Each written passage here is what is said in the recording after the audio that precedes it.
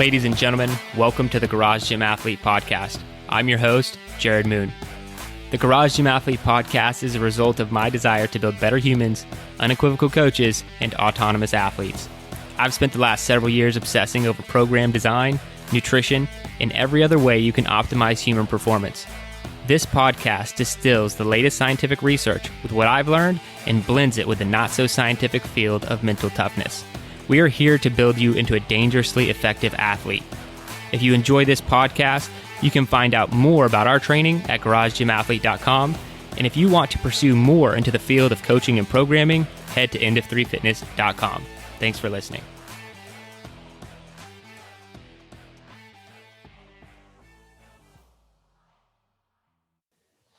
All right, ladies and gentlemen, welcome to the Garage Gym Athlete Podcast. Jared Moon here with Trampis Beatty. How you doing, man? Doing good, man. How's life? Well, I mean, it's 2020, so that is good. Like, I'm at a max level of goodness that 2020 will allow. Yeah, I think so. I think that's right. You know, I mean, it's on how you frame things, but I mean, it's been a bad year. Let's not get out of hand, but it's also been a really good year too. So. Yeah. I'm glad to have you on, man. We mention you on the podcast all the time. You've been on. This is technically your fourth appearance. We were talking about ahead of time, technically your fourth time. And we're always throwing your name out there, giving you crap in some way on the podcast itself. But it's only because you're so awesome, man, and so dedicated, and you make really cool shirts. So just give us an update from where you were last time to now, man. The last time I guess you were technically on was that Murph cast. So or if you want to go all the way back to the last solo podcast, what's changed and how are things going? Yeah, so the last solo would have been right after the Spartan race where we all got together. And that's sort of been my thing since I've been on the podcast. It's been about this time, so it's like a year in review each time. And you and I were joking also earlier that I scheduled this thing like 8 months ago. Yeah, dude, you scheduled it so far in advance. Joe's like, I see you talking to Trampis later. I'm like, dude, he scheduled that so far out. I couldn't, because we were trying to move podcasts earlier. So Joe can be on them because of the time change. And I was like, well, I'm not going to change it on Trampis. Well, I knew that Joe would be in Bahrain 8 months ago. So this worked out well. It was on purpose. Yeah, it was on purpose. No, of course not. But no, so I sort of like to do this little year in review thing. Since then, a lot's changed. Training wise, I took on doing Murph every week for a year. And then shortly after that, you rolled out BCT. And I made that first t-shirt for y'all, for, Garage Gym Athlete into 3, Hard to Kill for Life. And I was Hard to Kill for Life for one whole cycle and then switched to BCT. So, which I've argued that, I mean, I don't know how you could not call BCT also Hard to Kill, because it is. Yeah, it's really just like a sub track of Hard to Kill. It's nothing less than Hard to Kill. I can tell you that for sure. It may be making me easy to kill with some of those rep ranges and percentages that you're giving us. So, other than that, obviously, if you're around the community, I've started a little side hustle. You're gracious enough to give me a little bit of airtime. So, just so people know, and I think, to establish the official relationship, we could probably talk about the back end of that a little bit too. So what's the website URL for everybody listening who might want to check out some of your apparel? So it's Elemen, ELEMEN athletic wear. And the name is it was my kids and wife, LM and N, Liam, Megan, and Nicholas. And that just sort of hit me one night. I was really frustrated that I couldn't use LMNT because that would be me. But I feel like if it ever got big, Rob Wolf's electrolyte drink may get upset. So, but who knows? We're far off from it getting really big. But I think the history of that is well, I've always liked to draw and have sort of a creative side, and I've tinkered around with some different design things here and there. But then you threw out the challenge to to make a t-shirt. I made a t-shirt. I think it was for Fat Breather, and it wasn't the one that I ended up using, but I made a design for it, and people were like, yeah, I would buy that. Like, I would definitely buy that. I was like, okay. And so then I just made a few just for fun. And people were like, yeah, I'd buy that. I was like, okay, well, maybe I should try this. And, I don't think I'm great at it. I'm getting better at it for sure. But I finally made one that you liked enough and wanted to bring on, because it got enough traction. And like you said, there's no real relationship other than you let me use some of the things, and then I keep none of the money. I think when you and I first started, it was $5 per shirt. Well, I couldn't sell shirts that expensive, so I've lowered that price, but all profit now goes to the Special Operations Warrior Foundation. So I think it's cool. I love that I get to do it. I love that I sell some things and actually get to give back in some way. So that's awesome, man. And that's a big part of what our apparel store does too. That we donate all the profit to same organization.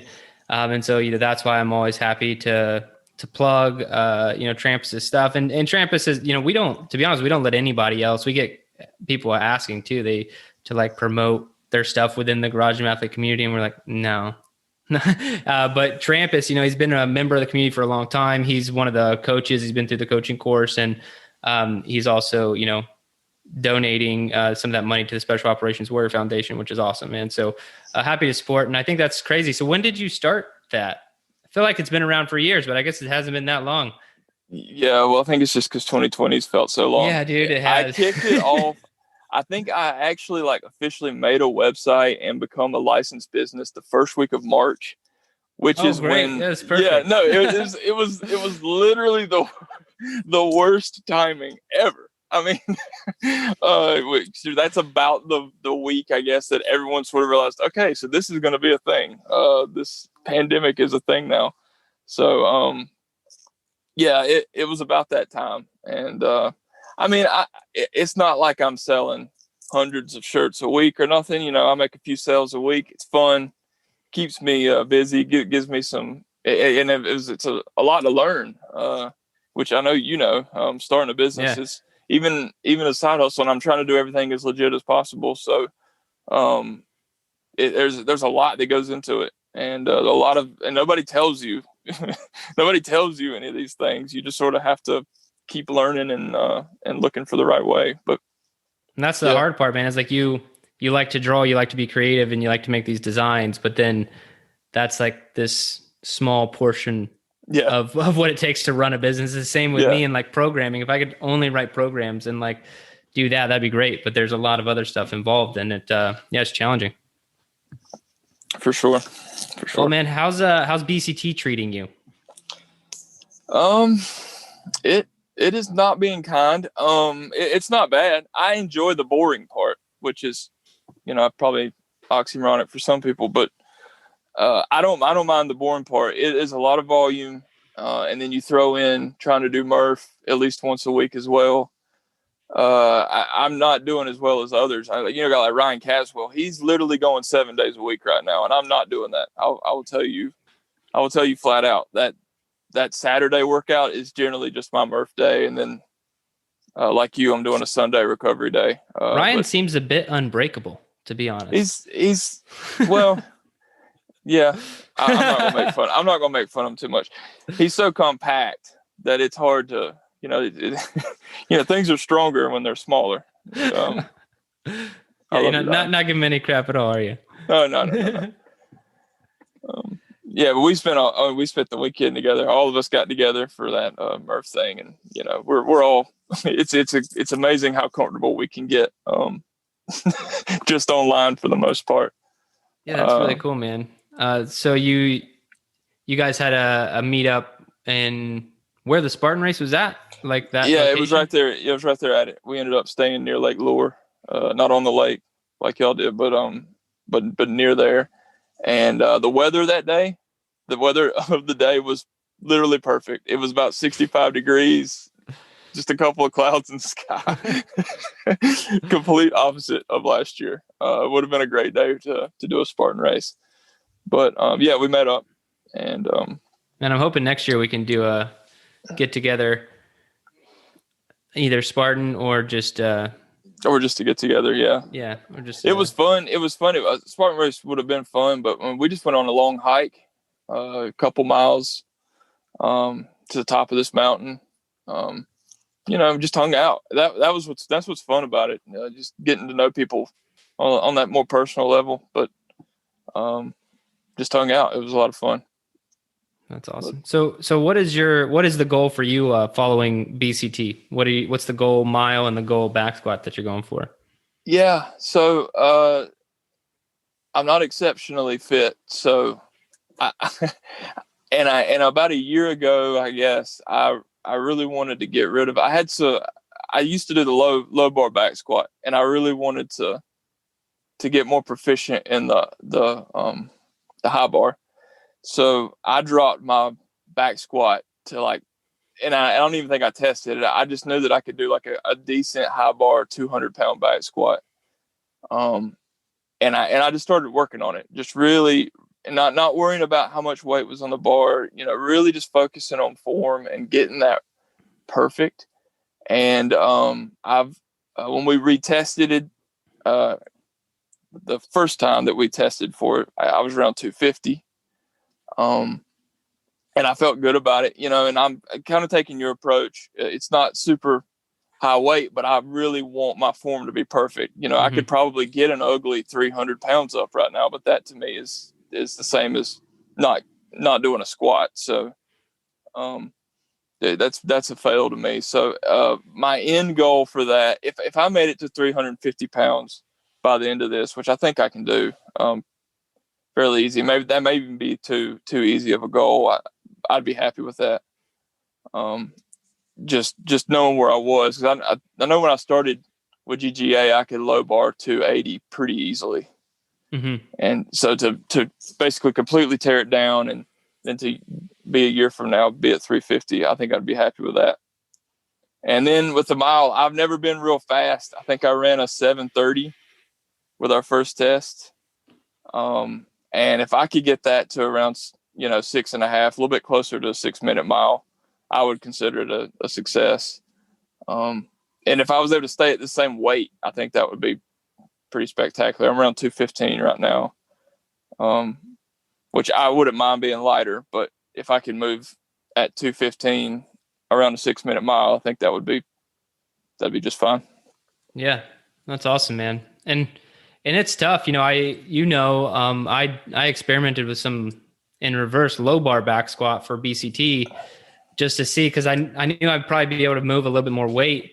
But when it came down to it, it was like, it's like changing something up on game day. Like I'm already in the training, like I'm already putting in a lot of volume, and I haven't put in the, whatever it is, 100,000 reps on a low bar back squat. I put in the 100,000 reps on a high bar back squat. So like I'm keeping it at the high bar back squat, even though I've experimented with it. And to your point on the, every time I post a video of max weight, people are always telling me I could lift more. You could lift more. I'm like, maybe I could, but I'm trying to keep things with really good form so I stay as safe as possible and there's not a lot of breakdown. Because I get to the point where if I do fail, it's kind of like a decision to fail. It's like if I'm like halfway up, I'm like, I could make this real ugly and maybe get all the way up, or I could just go back down and get it. It all depends on what the purpose of the training session is. Right. But I think that's smart on you, man, to do something similar. It keeps you safer for longer. Yeah, there's no point in doing this if I'm gonna try for a 400-pound back squat at the end of this and then break something or get seriously hurt. There's I have too many people depending on me to do something like that for very little other than an egotistical goal at, right. At the end of the day, right? If you're an adult male and you can put 250 pounds on your back, you probably are capable of living the rest of your life fairly easily. So anything anything more than what I'm doing now is just to prove something to myself, I guess. I struggle with that decision all the time, because if I'm like a little bit hurt or things are going the wrong direction, I don't want to be a quitter, so to speak. But at the same time, I'm like, this is absolutely for no reason. Like it doesn't, I'm not an Instagram influencer who depends on people seeing heavy back squats from me. Like, I'll post those things, but like my sporadic nature of posting and all this other stuff, has nothing to do with the business. So it's really just for me doing it. And so it struggles with the overall motivation when things get painful. It's like, should I push this or am I good? And I'm like, well, you're probably good, but got to keep going. All right, man. So I started a business. BCT's going pretty well. I guess the next and final update that I'd like to get is Murph. What number are you at as far as recording this, as of recording this, and how's that going? Yeah, I think this weekend will be number 30, if I'm counting right. I'm not sure. It's December 8th. I think we're at 30. It's going. When we started, it was, let's just do this as like a training. Let's do this to get better. So, I mean, my max effort Murphs are pretty sporadic. Usually I'll go in with the expectation I'm not going to get out of zone 3. I might be touching zone 4. I'm going to get through this quickly and, safely. But, if I get in there and I'm like, okay, I feel good today. I don't think it's going to hurt to push it. That's kind of when I decide that I'm going to go for it or not. They're still not fast. I mean, a lot of people, are routinely getting those 30-minute Murph times. I don't remember the last time I did one. I was probably just north of 50 minutes.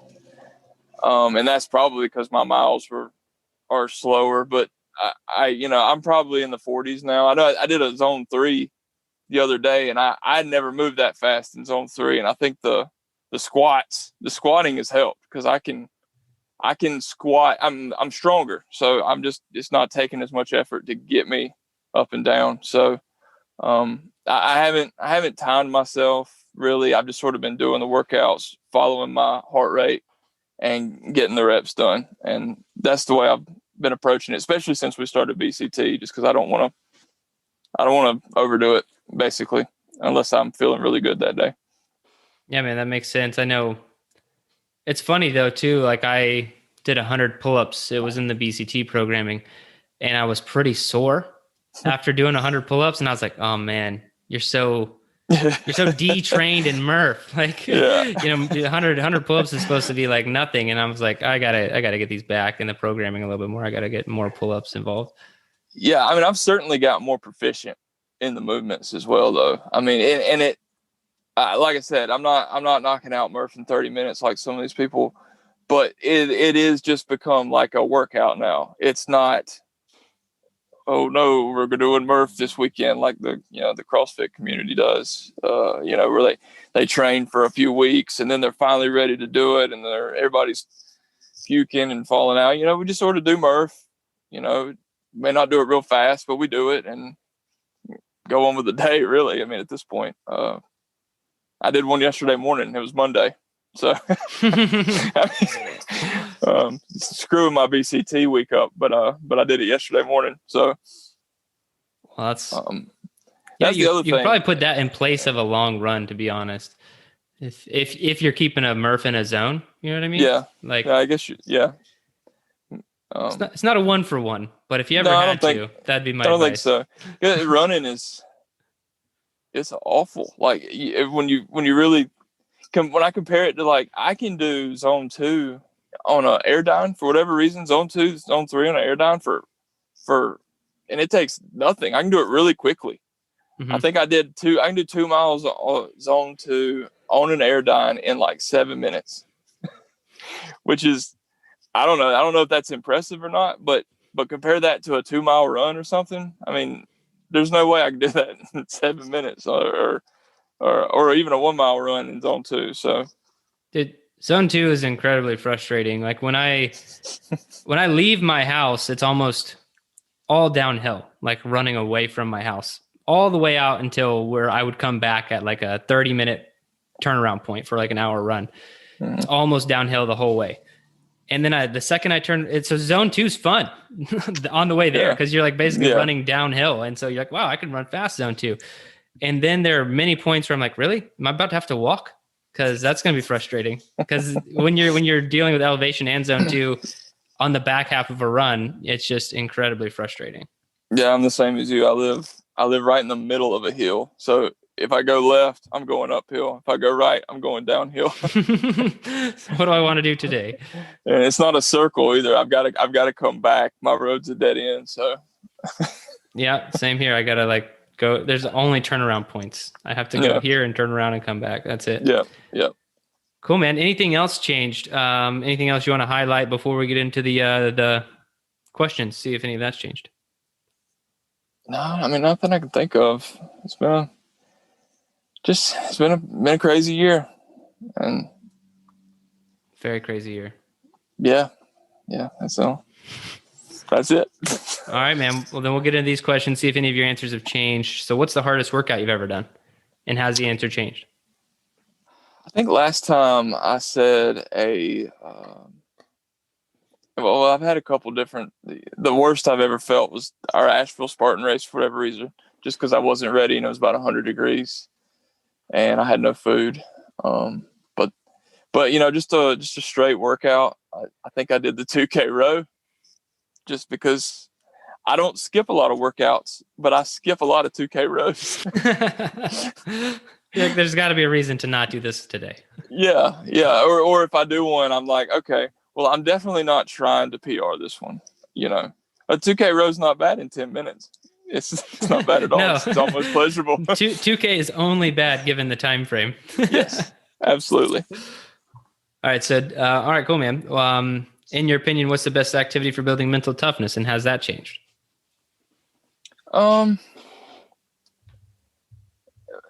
There's so many. I don't think that mine has changed necessarily. Mine is to sign up for something or get involved in something to where you have to get up and train every day, especially with training specific. But the more I learn about it, the way that people think and the way that people are wired is so tied into this activity for them. It's easy for us to work out because we kind of like it. We enjoy doing it. It's not a big deal like you preach, but you don't want to do something that's just dumb and hurts, like the rock in your shoe example that you give. So, it's just I think for me, it's to set myself up with something where I can't fail, or at least I don't want to be embarrassed when I get there, and to just commit to doing that on a regular basis. So it's about the same. Yeah, I do think it does change things quite a bit. I know just training specifically for a heavy back squat and a fast mile right now, I can't, I can't phone in any training sessions. I can't I can, if I really want to, I can go light, I can go slow, but it only hurts me, right? So it just changed the mentality. It makes the training a little bit harder, and it makes the grind over a year that much more challenging. So I think that's very, very good answer for building mental toughness. I think it's great for other people to take on as well. Exactly. Now, if you could only have one piece of equipment to train with for the rest of your life, what would it be? And have you changed your answer? So I've always said barbell and plates, but since that is illegal, I guess. I feel like it gets more illegal every time. I think what I would go with is a set of rings. And I'm not trying to give Joe a big head or anything, but the more I think about it, you can do almost everything else body weight, and you can run no matter what you got. But I would like the portability and the diversity of the rings over just a pull-up bar. Because I think somebody said a pull-up bar a while back. But, I mean, you can do pull-ups with rings. You can do dips with rings. I mean, every gymnast that you see that's on a really high level is super strong. And that's what they do is just ring work and that sort of thing. So I think I'm going to go with a set of rings. Awesome. Yeah, I think it's a really solid answer. Now I can ask Joe's question for him since he's not here. You already kind of let me know earlier. Maybe it hasn't changed, but just in case other people haven't been looped in. So if there was any wish list item, if we could grant you access to any piece of equipment for your fitness, what would it be?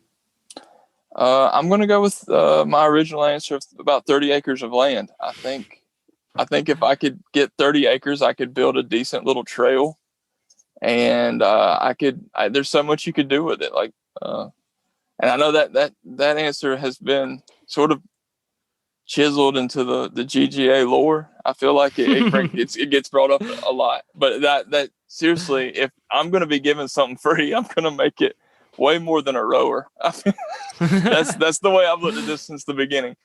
I can save up $700, but $100,000, that's a little bit harder to come across. Yeah. Then we'll get into like, okay, well, I want 10 acres in Manhattan, and then I'm going to sell it for $17 million. No. I don't want it. Manhattan's going down. Last I heard, New York in total, the real estate market isn't real good right now. So I want mine out in the woods. I want there to be woods. So that's awesome, man. Yeah, I had to ask just if anybody hadn't heard it, you got to hear it there. It's one of the best answers, if not the best answer on the wish list equipment. All right, man. So we'll end it with the advice. So what is the best advice you have for all the garage gym athletes out there listening right now? Yeah, when I fully committed, I remember I had started GGA early on. I think it was the end of 2017. And I did it, and I kind of got hurt, or I did something dumb, and I hurt my neck, and I stopped for a long time. And then you came up with the idea of us all getting together in Asheville, and I'm pretty sure that was 2018, so May. And I remember we were on vacation, and I remember that's when you announced it. And I was still sort of ghosting the group. I had been doing some other things, and I remember immediately saying yes. He's in Asheville. You're literally 45 minutes from there, or an hour from there. Sign up and go do this. And I remember I said, you're going to do this time, and you're going to fully invest yourself in the community. And because the community is it's what keeps you there. I mean, it's easy. It's just so much easier to go about something when you got a group of people that are doing the same thing. And then you meet people that, they're just internet friends at first, but I mean, they actually become your friends. Like that's, and in a time like this, you need as many of them as you can get. So for me, it's finding whatever that community is and fully investing yourself in it, and just staying positive in that community and helping when you can, and not being afraid to ask for help when you need it. If you're going through, if you're not, as far as fitness goes, if you're going through something and you don't know how to do something, don't be afraid to ask. I think that's the biggest thing, is to become part of a community and lean on it. I love it, man. Yeah, you're a great example of how awesome the community can be. I mean, and we didn't even lead your meetup, like that was just something that happened organically, what you guys did and met up, and you're all good friends. And I think that's awesome, I consider you a friend. You and I are friends, and we're just, sure. we met through just this, through Garage Gym Athlete. And it's really cool to see these things because I don't know, I think in 5 years, I'll probably only have quote unquote internet friends that I meet up with frequently. That's how it's going to be.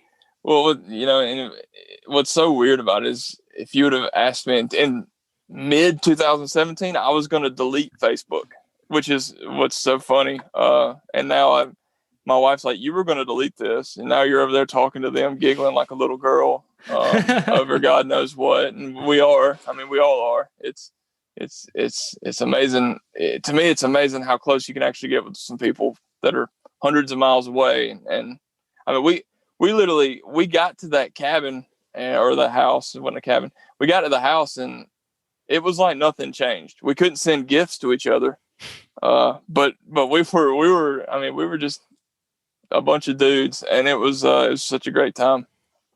That's awesome. Really cool. Well, Trampis, I appreciate your time, man, and I appreciate you being a part of the community and just all the awesome stuff that you've done over the years, and for sticking around. So again, appreciate your time. Appreciate you for being an athlete, and thanks, man. Yeah, Thank you, Jared. Thanks for listening to the Garage Gym Athlete podcast. If you want to learn more, go to garagegymathlete.com.